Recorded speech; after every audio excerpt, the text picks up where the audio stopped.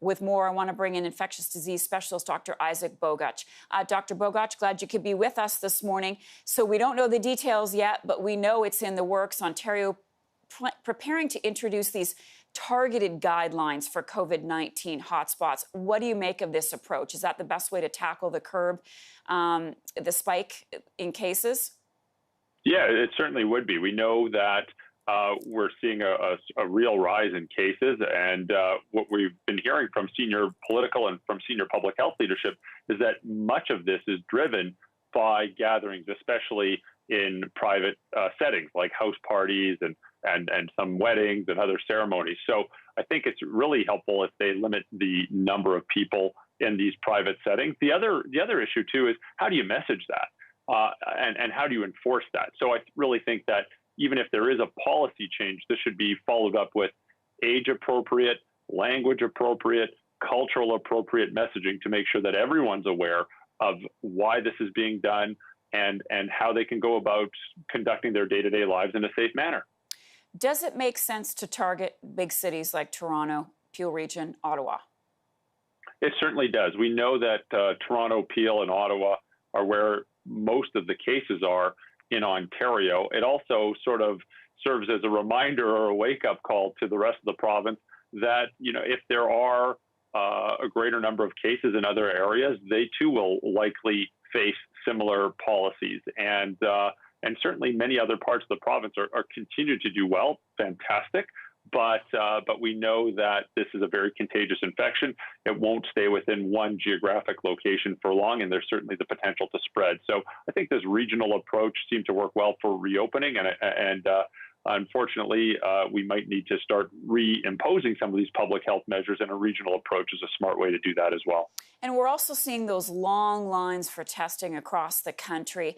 Does this have to do with a lack of testing capacity, or do you think it has to do with more people who want to get tested, even if they don't show any symptoms or feel unwell? Yeah, I think it's a combination of many factors. And clearly, in a perfect world with unlimited resources, we would be able to test everybody and be able to test on a much broader scale with rapid turnaround time. But of course, we don't live in that perfect world. There are finite resources. So I think we have to use our finite resources in a smart manner. And I personally believe that testing, first of all, I would not turn anyone away from a testing center, but perhaps the messaging should really focus on really testing people who have risk factors for infection, any potential symptoms of infection, appreciating that they can be very mild, or any potential exposures. And if testing is really focused on those individuals and those individuals are prioritized, I think that might better utilize the resources that we have available across the country. Okay, so again, the spotlight's on Ontario today. Here's what Premier Ford said yesterday about pharmacies speeding up the testing process. Let's listen to that clip. What we plan on doing, first of all, we have to make sure all the ducks are in a row, but making sure that, say, symptomatic tests through these pharmacies, and it'll take the burden off the other areas that have potentially a lot more ill people. So you'll be hearing from us over the next couple of days. Do you like that idea, Doctor? Does it make sense? Part of it does. I certainly think that if we lower barriers to getting a diagnostic test performed, we're doing something right.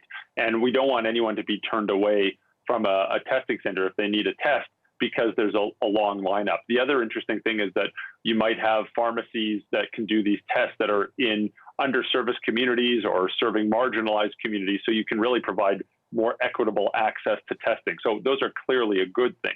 The other aspect is all these tests still have to go to a lab, and there really is finite lab capacity.